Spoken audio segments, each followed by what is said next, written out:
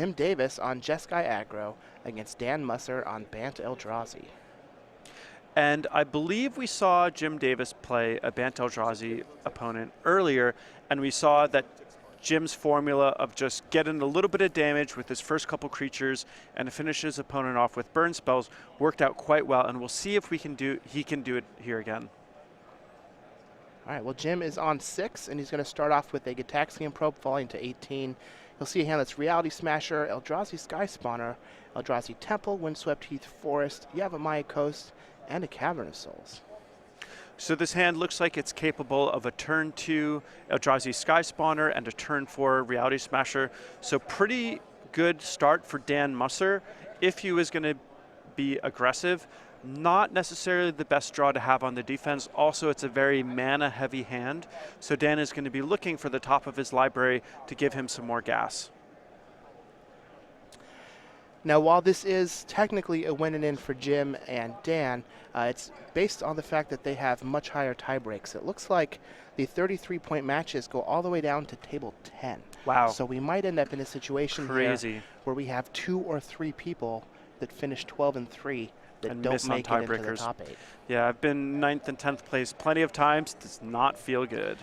Jim is going to lead off here with a Sacred Foundry, shocking himself down to 16 and attacking with his Goblin Guide. Going to pass the turn over to Dan Musser. You know, Jim's deck doesn't have very many 1-drops. It only has the 4 Goblin Guide and 4 Monastery Swiftspear, but we've seen him on camera consistently have one of these 1-drops. It's been pretty good for him, and I wonder if he's actually trying to mulligan to them, or maybe mulliganing a little bit more aggressively to find them. All right, well, Dan is just going to play a Cavern of Souls, naming Eldrazi, and pass the turn back to Jim Davis. Jim's going to fetch with his Arid Mesa, popping down to 15. Let's see if he goes to 13 and gets a blue source. Yeah, I feel like the likely land to get here is a Steam Vent so that he has plenty of red mana and access to a little bit of white and blue mana. And it looks like Jim is likely going to follow this up with a Storm Chaser Mage, curving out perfectly from 1-drop into 2-drop. And the Storm Chaser Mage in particular is relevant because it's flying. We saw earlier that the Bant Eldrazi deck, it's good at blocking on the ground. It's not very good at blocking in the air, and so those flying creatures are at a premium for Jim's offense. Yeah, this is the same matchup that we saw Jim previously in. Top deck, the exact cards that he needed in those 2 games to beat Ben Friedman, who was on Bant Eldrazi. Jim is just going to fall to 13, get a Steam Vents. He's going to play Storm Chaser Mage and attack with both Goblin Guide and Storm Chaser Mage. Goblin Guide will reveal a Windswept Heath for Dan Musser, which will pop into his hand. He'll take 3 points of damage and fall down to 15. Jim's just going to pass the turn, and let's see if Dan can find some action. Eldrazi Temple is going to join Cavern of Souls and cast Eldrazi Sky Spawner. This is going to bring about a 1/1 Eldrazi Scion. 2 blockers, a very good spot to be in against Jim Davis. Yeah, they're 2 blockers, but they're not particularly great blockers. The likely thing to happen from here is the Sky Spawner trades with the Goblin Guide, and then the Eldrazi Scion gets sacrificed to put that Reality Smasher into play. And Dan Musser could actually race Jim Davis with the Reality Smasher. Well, here is a Mountain for Jim. He's going to play another Storm Chaser Mage. All 3 creatures are going to attack. Goblin Guide trigger will resolve a Spellskite on top of Dan's deck. And Dan's probably worried about a couple things here. He's at 15, but if Jim had something like a Lightning Bolt, just the Storm Chaser Mages and the Prowess trigger would mean that a Lightning Bolt would mean that Dan would potentially take a boatload of damage. But it looks like Jim is just going to clear the blocker, make it so that Dan has no good blocks. Jim's going to use Lightning Bolt on that Eldrazi Sky Spawner. That's going to grow both Storm Chaser Mages into 2/4s. And this represents 6 damage. Another attack like this and a Lightning Bolt means that Jim would be able to present lethal to Dan Musser. So Dan has to be thinking that Jim may be putting Dan on a 1-turn clock. Now, Jim does have a Mutagenic Growth. This is the last card in his hand. So if Dan doesn't block here, Jim can cast that, fall to 11, and deal 10 damage to Dan, which is going to knock him down to 5. And those 2 Storm Chaser mages could just be lethal with any burn or pump spell. And it looks like that is indeed what Jim chooses to do. So Storm Chaser, or mutagenic growth on the Storm Chaser mage, we're going to have 2, 3, 4, 5, 6, 7, 8, 9, 10 points of damage, knocking Dan Musser down to 5. So this is nice because it puts Jim in a situation where he basically just needs to top deck a burn spell, and he's likely going to be able to finish Dan off. Or a Mantis Rider. Or a Mantis Rider. We might see Mantis Rider win this modern match. And Jim knows what Dan is drawing, so that's going to give him a little bit of extra information to make that decision. And now Dan has to try to figure out, is my best play here to just play the Reality Smasher? Do I want to take a damage to potentially play this Ancient Stirrings, knocking him down to 4? There's not particularly good options for Dan Musser. And when we think about it, this is Dan's turn number 3. I was going to say, it's pretty telling of how aggressive and fast the format can be, with just how much of a boon being on the play is. That right. Dan is playing a deck that can play Thought Knot Seer on turn 2, has lands that produce 2 mana for his spells, and he even has one here and is already at 5 life on turn 3 and facing down a giant board from Jim. Yeah. Your pairings have been posted for round number 4. Here we just have another Sky Spawner from Dan. Players, your round 4 pairings have been posted. So this is a good play for purely defensive reasons, but it doesn't actually help Dan get much traction in this game state, because the Eldrazi Sky Spawner and those Scions, while they can block, they're going to have a hard time trading with anything. Dan can trade the 2 Scions for the Goblin Guide, but that Sky Spawner is just going to be a chump block on one of those Storm Chaser mages. And Dan really doesn't have an answer for those flyers. Well, he may end up using one of those Scions along with this Forest to play that Spellskite, which could help insulate him against a burn spell, potentially. But it is a much better blocker against the Goblin Guide. Yeah. Another thing you could do is just sacrifice both of the Scions to cast the Spellskite, and then use the Forest to cast Ancient Stirrings and hopefully dig for something good. But it looks like he values keeping that Scion around.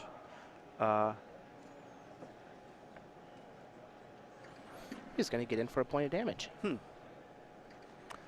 So the 1 point of damage may not seem particularly relevant, but this does mean that Jim Davis is on a 2-turn clock from a Reality Smasher. Is it a burn spell? Oh, look at him slow roll himself. Jim's been very good at drawing lightning bolts in these situations. Yeah, can he do it? So let's see what he can find. Even something like Vapor Snag would be very good. Jeez. And it is the Vapor Snag. And that is game. So that's going to target the Eldrazi Sky Spawner. Dan is going to lose a life, 2 prowess triggers. Yeah, and he can redirect it, but it really doesn't do what it wants it to do. And that is going to be game. Jim Davis just ripping him. Just for posterity's sake, the next card he just drew was a lightning bolt. So oh man, they were coming. So Jim Davis is going to take game 1 here on Jeskai Aggro against Bantel Eldrazi. Let's take a look at the sideboards. Dan has 3 Engineered Explosives, 3 Grafdigger's Cage, 2 Rest in Peace, 2 Stubborn Denial, 2 Stony Silence, 1 Negate, 1 Disdainful Stroke, 1 Dismember. What do we think he's going to do? So the cards I like the most are the 2 Stubborn Denials and the Negate. I think Dan's going to be able to clog up the ground, but he wants to be able to interact with the burn spells. You can also consider Engineered Explosives. All of Jim's threats are 1 and 2 mana creatures. Now on Jim's side, we have 4 Spell Pierce, 3 Surgical, 2 Geist of St. Traff, 2 Gutshot, 2 Path to Exile, 2 Smash to Smithereens. What do we think he's going to do? So the cards that I think that he can bring in are the 2 Path to Exiles and the Geist of St. Traff. Also very small consideration to Gutshot, although unlikely. He may not even want to bring in Geist of St. Traff either, because it's hard for him to keep the path clear. The main value of Geist of St. Traff is really just a 4-point burn spell. Now, both of these players are pretty well-known stalwarts on the SCG Tour. Jim Davis in particular is your players champion, reigning players champion. And I have to imagine that he's going to be playing on the brand new 2017 Season 1 schedule. So let's take a look at that. It's going to start off in Atlanta for the Invitational weekend, December 2nd through the 4th, with the Standard and Modern Invitational and a Standard Open. Next up, we'll be in Columbus for Standard. Then we'll be in Richmond, January 28th through 29th for Standard. Next, we'll be in Regional Championships, February 4th for Modern. After that, we'll go to Baltimore for our Team Open, which is going to be one Standard deck, one Modern deck, one Legacy deck. February 25th through 26th, we'll be in Indianapolis playing Modern. Then we'll be in Dallas at the beginning of March for Modern. And then in Worcester, Massachusetts for Legacy, April 8th through the 9th. And then after that, we're going to be heading on to Atlanta for a Standard Open, another Standard Open in Louisville. Then we'll be able to play Modern, the format that you're seeing today. Charlotte will also be playing Modern. And then finally, we'll cap it all off with our Season 1 Invitational. And it's going to be Modern and Standard. We'll crown another champion, find out who's going to be getting their name on a token, and it's going to be pretty sweet. Now, whenever you play in any of the Opens or Classics on the SCG Tour, you get some exclusive playmats featuring iconic art from whatever format it is that you're going to be playing in. So throughout all of Season 1 next year, if you play in a Standard, Open, or Classic, you're going to get this awesome Smuggler's Copter playmat. But you also get a neat one if you play in a Modern Open or Classic. It's the Aethervial Masterpiece Edition from Kaladesh. And in the Legacy Opens and Classics, you get a sweet art of Gamble from Eternal Masters. So again, the Crowbar Girl. Again, these are absolutely free for playing in any of our Opens or Classics throughout Season 1 of 2017. So make sure you head out to one of those tournaments today. Well, not today, but when it happens, to get your playmat and play in some sweet, sweet Magic. And you can find that schedule on our website, StarCityGames.com. On the right-hand side, there's the 2017 schedule. I just love that Gamble playmat. The girl with the crowbar, for some reason, I don't know why, that gives me such enjoyment, but it is just, I don't know, it's just so funny to see her running away with that gem and the crowbar in her hand. So while our players are finishing up shuffling here, let's learn a little bit more about your current reigning Players Champion, Jim Davis. He is the captain of TeamMetaGameGurus.com. He's 32 from Long Island, New York, with 11 Open top 8s and 2 wins with 2 Invitational top 8s. In addition to playing Magic and streaming, he's also a local radio DJ hosting a weekly show every Monday. He loves hockey, was captain of the Stony Brook University roller hockey team, and he won the 2015 SCG Players Championship. Yeah, Jim Davis is a great player, good guy, fellow New Yorker. I've known him for a while, run into him at a lot of events, and I've gotten to play against him in a lot of Opens, and he's a very tight, very clean player, and someone who also has a pretty wide range. Sometimes you see him playing dedicated blue-white control decks. He was originally known as a Goblins player, and now you see him with this very, very aggressive Jeskai aggro deck. A deck that was worked on and played first by Jeff Hoagland, actually, at the Milwaukee Open, which was Modern. Yeah, and this is one of the things that's great to do is when you know who the big brewers are in the format, Jeff Hoagland certainly being one of them, it's always good to keep an eye on what decks they're bringing to the format, because it may be something that perks your interest. You can grab that deck, tune it, maybe even do better than Jeff himself did with it. And that's what we're kind of seeing Jim Davis do here today. Looks like Dan is going to keep his hand, and Jim is going to take a mulligan down to 6. While he finishes up shuffling, why don't we learn a little bit more about Dan Musser? He is 31 from Akron, Ohio. He has 7 Open top 8s with 1 win. Hasn't captured any Invitational top 8s, but maybe that will change later on this year in Atlanta. He has a master's degree in applied mathematics. Means he's quite smart. He claims that Pikachu is his spirit animal, and he's a big fan of Taylor Swift. What about yourself? Are you feeling, 22? Every once in a while, I like to shake it off. All right. So go ahead and pop back to our match. For those of you just now joining us, we are in round 15 of 15 of our Modern Open. Jim Davis, Dan Musser, heading here into game 2. Jim is up a game. Both players are 11-3, and based off of their tie breaks, this should be a win and in for one of these players. Whoever wins will likely be in and on to the top 8. So I'm venturing a guess here. I do not know for sure, but I imagine that we've seen Jim mulligan both of these games, and we've seen him have his 1-drops with a pretty high consistency. I suspect that he's probably mulliganing every single hand that doesn't have a 1-drop, or every 7-card hand that doesn't have a 1-drop, and then keeping every reasonable 6-card hand. I certainly don't know that for sure. I'm completely venturing a guess, but a lot of times with these really aggressive decks where you want the opening turns of the game to play out very specifically, you end up having pretty strict mulligan rules for yourself. And I think that's part of the reason why we see Jim mulliganing a lot and having his 1-drop so consistently despite having so few in his deck. All right, well, Jim is going to keep his 6. Dan is going to start off with a Temple Garden, shocking himself down to 18, and he'll play a Birds of Paradise. And this Birds of Paradise is pretty threatening. We've been able to see, wow, and he has the gut shot out of the sideboard. I wasn't sure if he'd bring it in, and I said he might have it just for the Birds of Paradise. There we go. That one's for you, Patrick Sullivan. Jim Davis with the gut shot. Going to fall to 18, take care of the Birds of Paradise. He doesn't have a 1-drop, though, so he'll just play an Arid Mesa and pass the turn. Dan has a Brush Lance and a pass for his turn. Jim's going to fall down to 17 on Dan's end step and use his Arid Mesa to go find likely a tapped Shockland. That will be a Steam Vents. I would really like to see Jim just bolt Dan Musser while he's at 18, you know? Just as Patrick Chapin likes to say, just send him a message. Send him a message. Yeah, let him know what's up.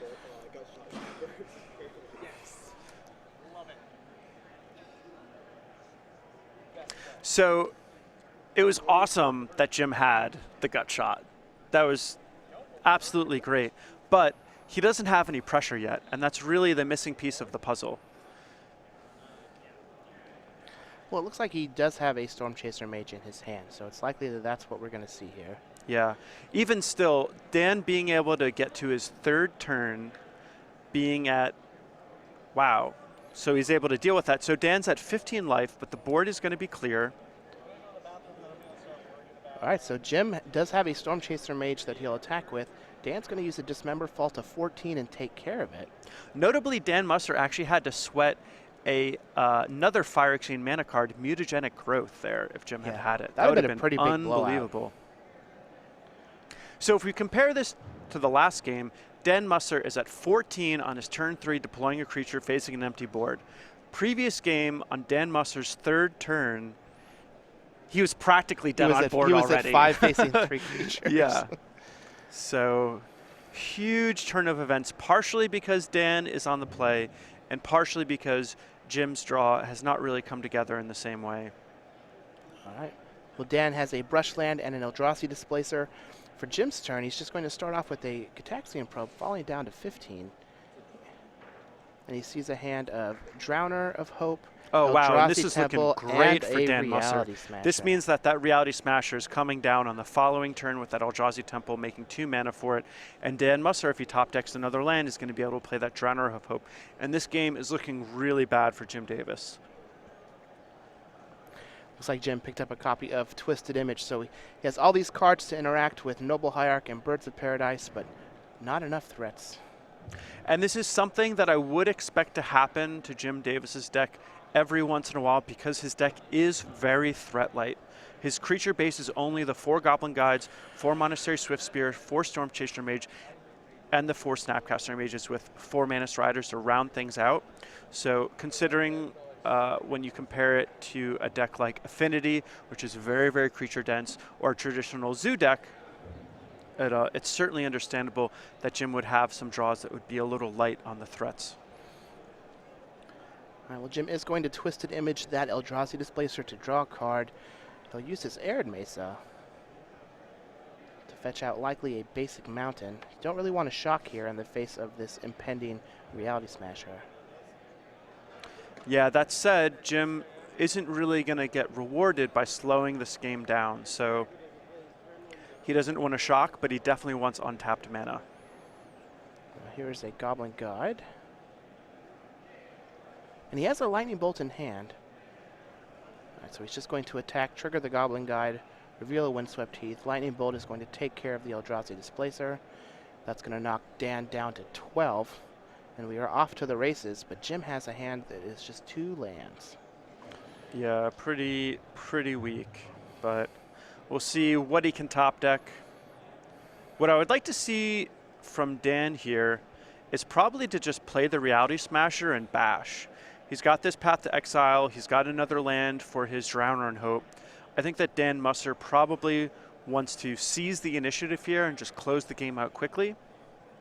That said, it certainly wouldn't be a mistake for Dan to play the Reality Smasher and just play defense, but I would be a little bit more worried about some flying creatures and some burn spells getting around that Reality Smasher. It is really scary, though, for Dan to try to engage in a race when he knows that Jim has access to cards like Lightning Helix. And Vapor's Nag. All right, Reality Smasher is going to come down. Bash, come on, do it. Dan has to decide if he wants to attack or not. Like I said before, I've blocked with a lot more Stormbreath Dragons than I have Reality Smashers. So Yeah. you know my stance on it. There All right, we go. get in the red zone. That's going to knock Jim down to 9. We don't know how this is going to turn out, but for the record, Dan Musser, I like your play. All right, ooh, well, there is a Lightning Helix. Goblin Guide is going to attack. It will trigger reveal another Path to Exile. And the reason that I like this attack from Dan Musser is even with a Lightning Helix, which is basically worst case scenario, that's only going to put Dan to 7, and Jim is going to need 3 more pieces of burn to finish Dan off, and that Drowner in Hope is going to do a lot to not only stabilize the board for Dan and ensure that he doesn't take any more damage from creatures, but it's also going to be a good avenue for closing out the game quickly. Well, Jim is going to shock himself down to 7. And I believe that's because it was his only source of white mana. So that's the only way he has to fire off the Helix now. It might have been worth it, though, for him to just play that tapped, assume that he probably won't draw a white spell on the following turn. But by doing it this way, he opens up the possibility for Snapcaster Mage to flash that Lightning Helix back. All right, Reality Smasher is going to come in.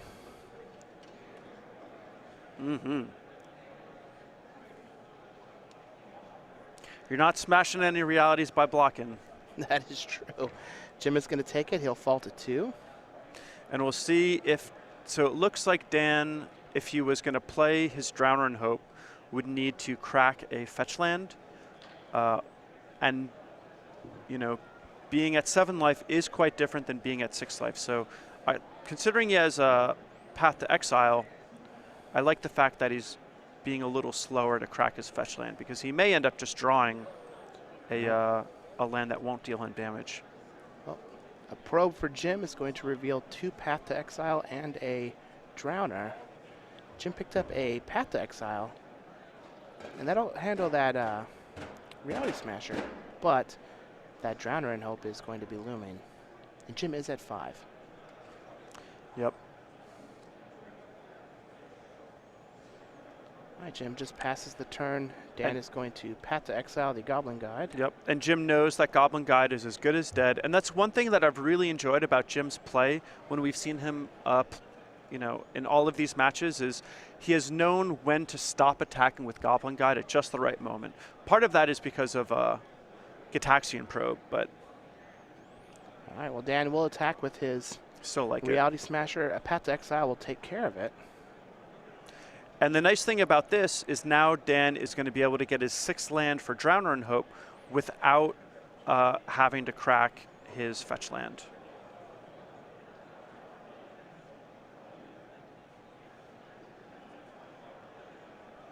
And so he will get a tapped Plains from the Path to Exile.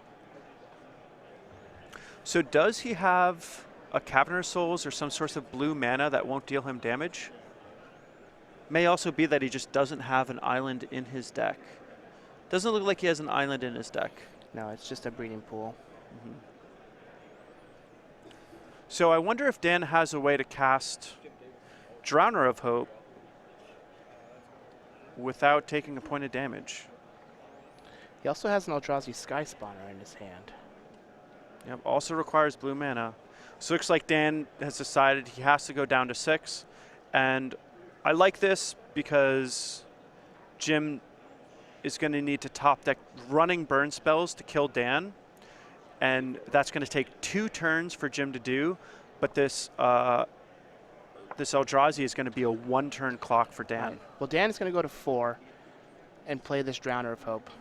Jim actually, if he draws Lightning Helix or Snapcaster Mage Yeah. for Helix, Things get messy. can live Yep. and give himself another top deck, which he had been doing very well over the course of this tournament. But Dan Musser is going to take that game, even it up, one apiece. They're going into game 3, looking over the players' sideboards.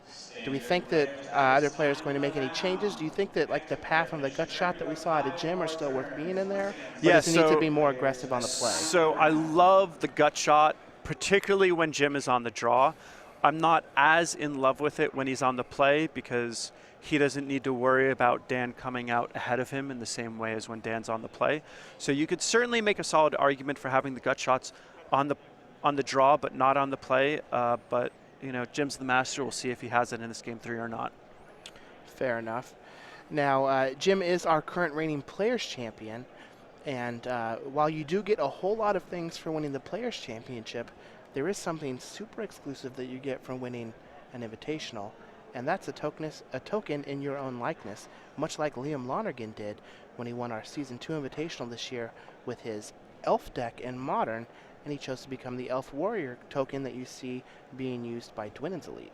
Yeah, and what I love about this is it's, you know, Liam's, he's a person who's known for playing elves. It's not a particularly common deck. He wins the Invitational, gets his, you know, token made, and now he's basically synonymous with elves, which is a pretty cool thing. So a great way to make your mark on basically Magic's history. And you can receive these limited edition Invitational tokens at, you get one all open participants, all classic participants, and in all orders from StarCityGames.com beginning September 23rd at noon Eastern Standard Time, $5 minimum order.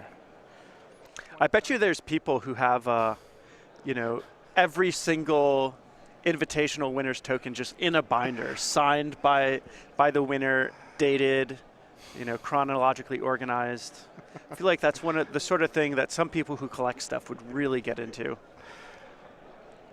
All right, so we're heading into game 3 here. For those of you just now joining us, we have Dan Musser on Bant Eldrazi playing against Jim Davis, your current reigning Players Champion, on Jeskai Aggro. Both players are 11-3, and based off of the standings going into this round, it's very likely that the winner of this match will have a spot into our top 8, which is saying something considering it's looking like there's 2, maybe even 3 people that will end up at 12-3 and not make it into the top 8 because of the size of this tournament. And I did get word that Todd Anderson has won his match over Matthew Dilks, and looking at the way the math is going to line up, there's a chance that he gets 9th. That is rough. A great run. You got to be proud of what you've done, but it is pretty disappointing to get 9th when you know that if you had just been paired against some different people, you might have been able to squeeze into 8th. But who knows? We'll wait and see. This is one of those tournaments where if you're looking at the people towards the top with their in the records, with their breakers, Tom Ross, Jim Davis, Kevin Jones, Dan Jessup, all of these players have buys. Yeah. And the buys really help those tiebreakers as you get Yep. into day 2 in these long tournaments. Mm-hmm. So in this third game, what I really want to see from Jim is a 1-drop. I want to see his creatures early and often, and then I want to see them backed up by removal spells. That's the formula that's going to help him achieve victory. Things might fall apart for him if he doesn't have an early creature. From Dan's side, the one thing that we haven't been able to see from a Bant Eldrazi deck is one of those classic turn 2 Thought-Knot Seers. That's the play that we think of as the reason that you want to play Bant Eldrazi. It's just such a good way to get a big body onto the board and really take some of the power out of your opponent's sails. All right, so both players are going to take a look at their opening 7. Jim Davis will be on the play. He's contemplating if he wants to keep it or not. And so as a viewer who's interested in this Jeskai aggro deck, the thing I'm most curious about is if Jim keeps a 7-card hand that doesn't have a 1-drop. Because I had that theory about the mulligans earlier, but it, you know, so I want to test that theory. Jim is going to mulligan. And it looks like Dan might be keeping his hand. So while Jim is shuffling up, let's take a quick look and see who is already qualified for our Players' Championship this year. So at the end of Season 1, we saw Max McVitie won our Invitational, along with Jeff Hoagland, Jerry Thompson, and Team Card Hoarder's own Andrew Tenjum qualified off of points. And then as we headed into Season 2, looks like we got Liam Lonergan there with his elf token. Yep. We also have Tom, the Boss Ross, good old Jessup, and Kevin Jones. And then we also had, Jim Davis be one of the players who's going to be returning as well after the previous win. So a bunch of great players. Is going to be exciting to see how they metagame against each other and what exactly they play, because those small invitational style tournaments are always interesting. People bring out things that they don't normally play, and it'll be interesting just to see also their sideboard options. Like, do they try to ignore a deck like Dredge, or there's tons of stuff that goes into that. Yeah, the Players' Championship is always a great time. Interesting to watch and see what's going on with all of the different players. It's like Jim split his sleeve while Dan was shuffling his deck. Judge is going to replace it. That way they don't have to reshuffle the deck. They can just put it back, and now there is no known information to either of the players.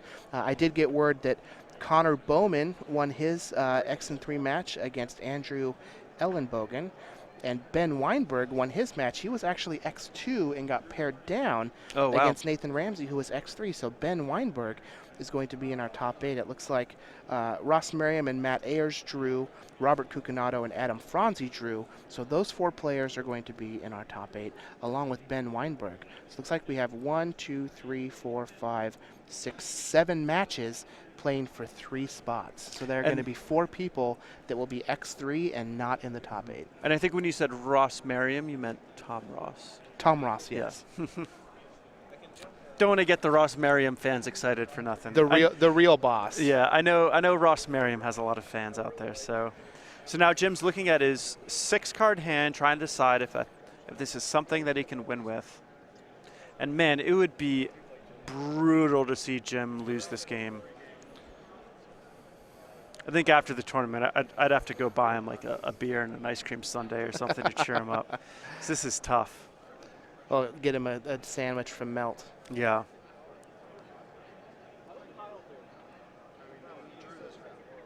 All right. It's like Jim is deciding on his hand. Yeah, and the thing with Jim is he kind of always has this face.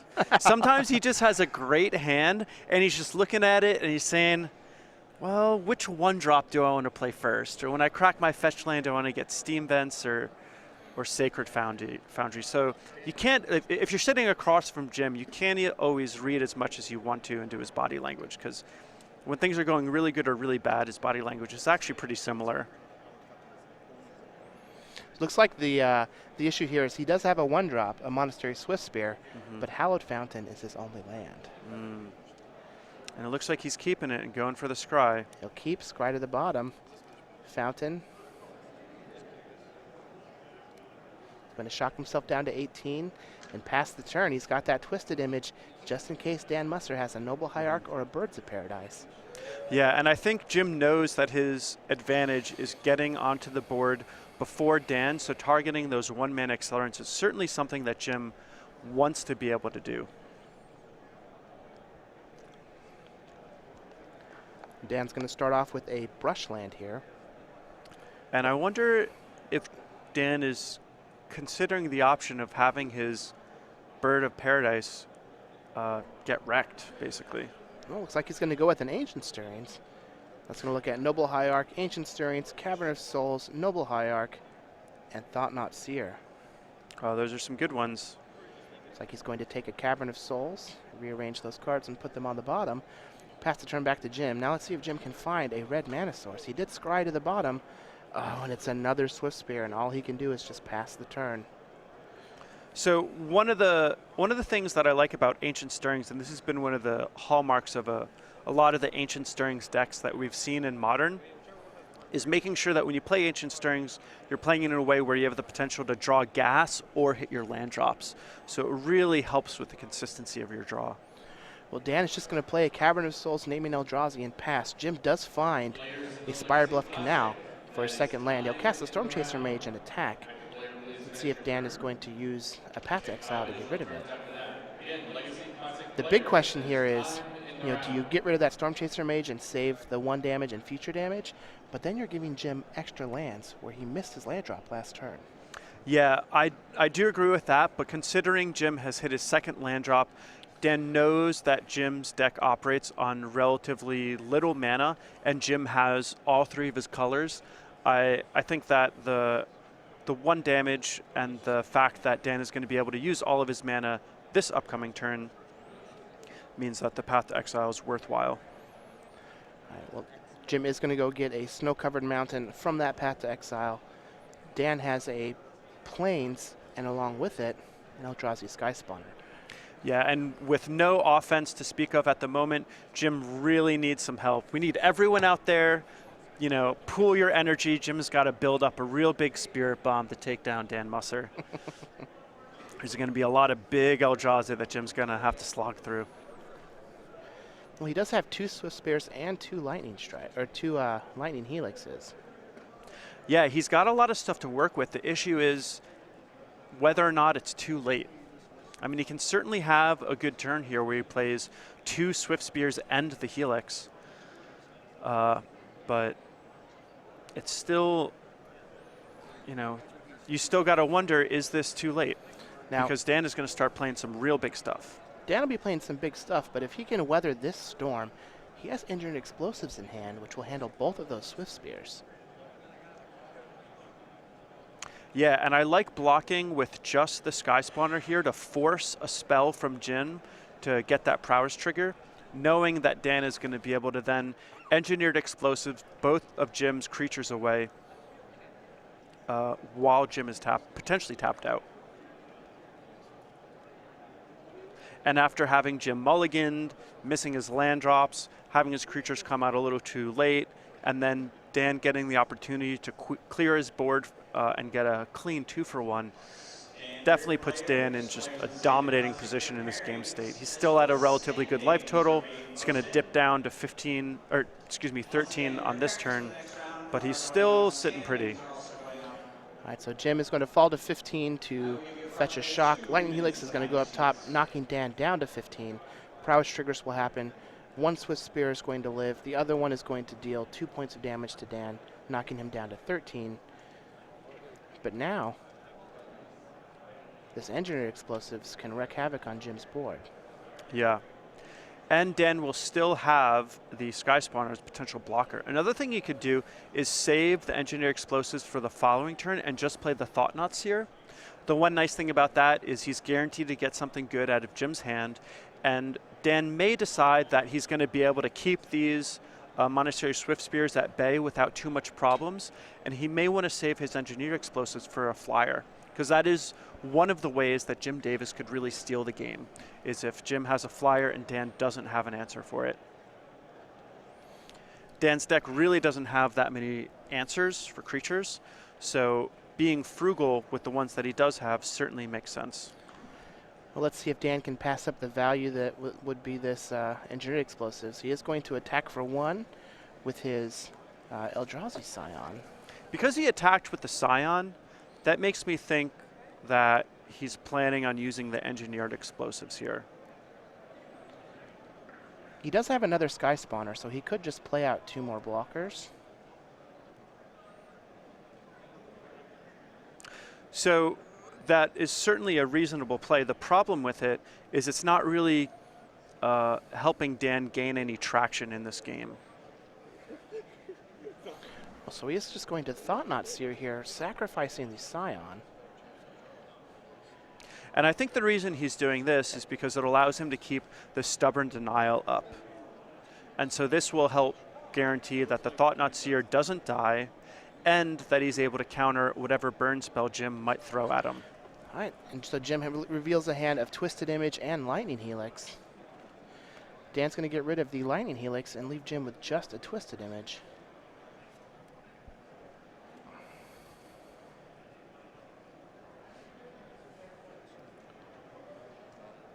And now Jim has a few things to think about.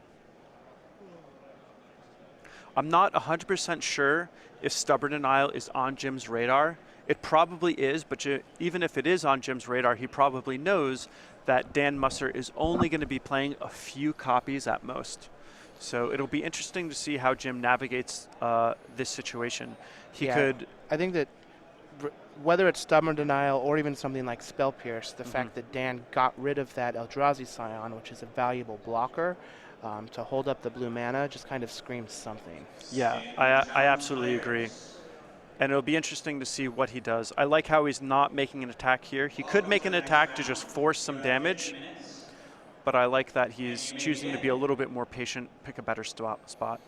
Well, Jim is just going to pass the turn, and now Dan can land this Engineered Explosives X=1.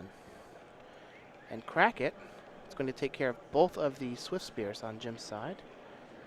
And now if Dan makes an attack here, Jim is going to have the opportunity to do a decent counterattack.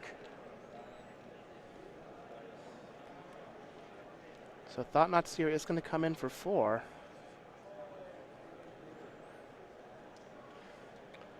I wonder if Jim's going to potentially try and Lightning Helix that Thought-Knot Seer and see if he can block and trade it off. Well, here comes the Snapcaster Mage.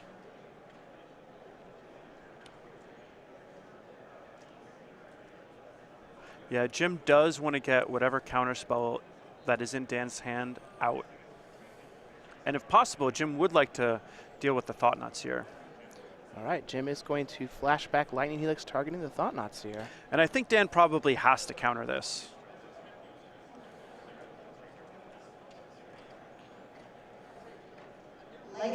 The argument for not countering it is simply that he feels like the Thought-Knot Seer is not particularly important, but I think the Stubborn Denial goes down in value so much without a 4-power creature in play that you just got to fire it off. Well, Dan is going to use his Stubborn Denial to counter the Lightning Helix. He does take a point of damage in the process, falling down to 12. Jim is going to start off with a Twisted Image on the Thought-Knot Seer. It's just a cycle. Oh, and he has 2 lands in hand. Super rough. Snapcaster Mage will attack Dan down to 10. Jim can play an Arid Mesa and just pass the turn back. And here we get to the point where Dan is just going to start to run away with the game as he solidifies his board presence. Yeah, it's going to be really hard for Jim to get through any damage on the ground from this point onward. I feel like Jim really needs the top deck, something like a Manus Rider into some burn spells. Maybe another Snapcaster Mage so that he can push some damage while also getting a chump blocker. A Mantis Rider is a card that we haven't seen in any of the games that we've had Jim on camera against Bant Eldrazi. Yeah. Just got word Kevin Jones has won his match, so we can put his hat into the drawing for top 8 possibilities. Whether or not he is one of the 3 or one of the 4 that will be on the sidelines. Seems like it was a pretty good day for Metagame Gurus. We'll have to see how things break with the top 8, but so far so good. So Dan is just going to play an Eldrazi Sky Spawner, get the 1/1, use the 1/1 and 2 additional lands to play an Eldrazi Displacer. And this looks like it's going to be real rough for Jim as he's just continuing to draw lands in his 19-land deck. Oh, man. I got to figure out Jim's favorite ice cream flavor because he's going to need some cheering up after this. Oh, do we have a Reality Smasher? Jeez. And this is the point where, yeah. And the look on Jim's face says it all. 3rd consecutive winning in on camera. Yeah. So we can add, we got Joe Lissette, Jacob Baugh, and now Dan Musser can be added to the list that have prevented Jim from making it into the top 8 the last 3 tournaments in a row.